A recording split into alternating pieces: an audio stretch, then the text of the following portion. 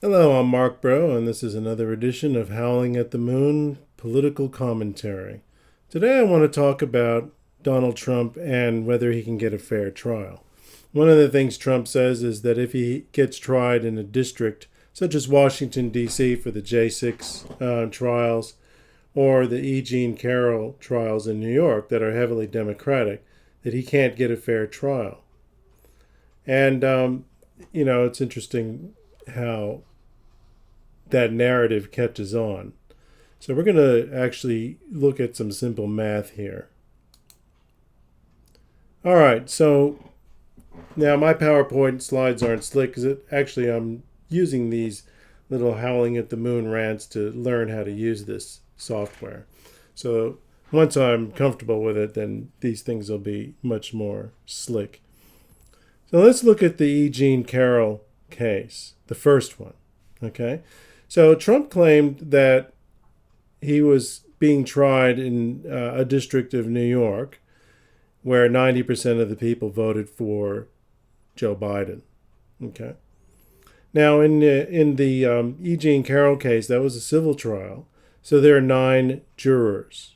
Okay. 9 jurors, not 12.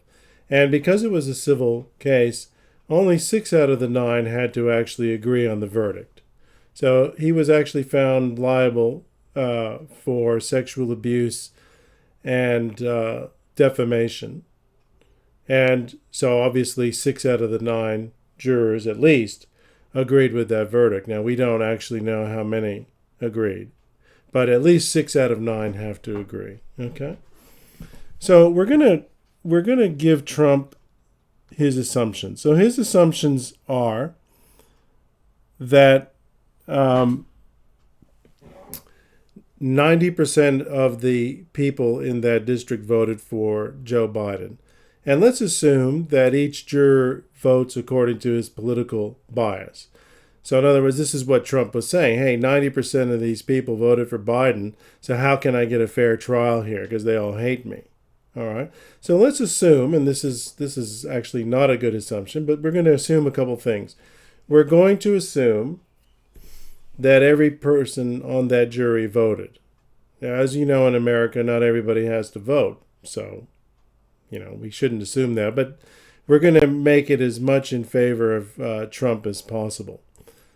And we're also going to assume that each juror voted according to his political leaning. So, in other words, if they voted for Biden, they're going to find against Trump. If they voted for Trump, they're going to find for Trump. Now, this isn't how American juries work, or jurors. Jurors generally are pretty fair, but this is what Trump is saying, and I saw a lot of Congress people screaming that he couldn't get a fair trial. So anyway, so if we do that, here we go. So we got each juror with a 90% chance of finding against Trump because they all love Biden, right? So 90%. Now, in order for a verdict of guilty, in order for E. Jean Carroll to have gotten anything, she would have needed 6 of the 9 jurors. So the reason I bolded the 6 here, it wasn't that those particular jurors had to find in favor of E. Jean Carroll. I just wanted to show it could have been any 6 out of the 9 jurors. So there's 90% or 9 out of 10 chance that they're going to vote in favor of E. Jean Carroll. So if you just look at it this way, you think, well, there's no way Trump can get a fair trial. This is where we get into mathematics. Okay? Because sometimes one of the interesting things about probability is that probability is not always what it seems. So in order to understand this, we have to ask ourselves, what are the chances that 6 out of the 9 jurors voted for Biden and therefore would vote for E. Jean Carroll? So that's 90% times 90% times 90% times 90% times 90% times 90%, or 9/10 to the 6th power. And if we convert that into percentages, we get a stunning result. It's basically only a 53% chance. That's like 52 here. 52.14, I think it is it?